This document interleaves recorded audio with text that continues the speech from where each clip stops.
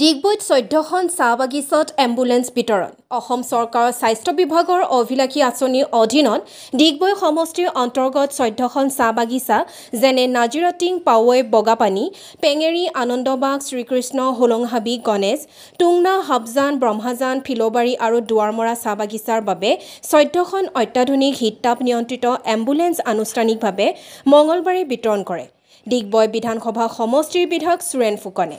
চাহ বাগিচাৰ চাহ শ্ৰমিকসকলে এই ৰোগত আক্ৰান্ত হৈ দূৰদূৰণিলৈ গৈ চিকিৎসা গ্ৰহণ কৰিব পৰাকৈ চৰকাৰে প্ৰদান কৰা এই এম্বুলেন্স সেৱাক লৈ এতিয়া উৎফুল্লিত হৈ পৰিছে 14খনকৈ চাহ বাগিচাৰ শ্ৰমিকৰ লগতে বাগিচাৰ পৰিচালকসকল ডিগবৈৰ পৰা বিনন্দ কোঁৱৰৰ ৰিপৰ্ট অল আছাম নিউজ 30।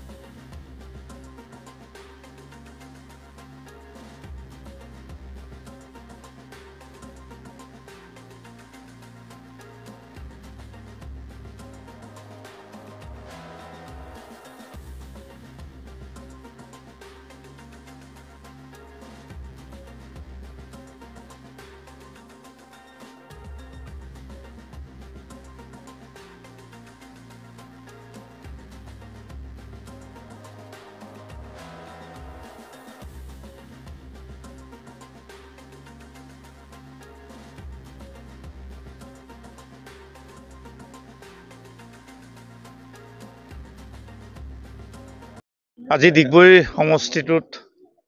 কাৰণ এটা ভাল দিন যিহেতুকে অসম চৰকাৰৰ স্বাস্থ্য বিভাগৰ দ্বাৰা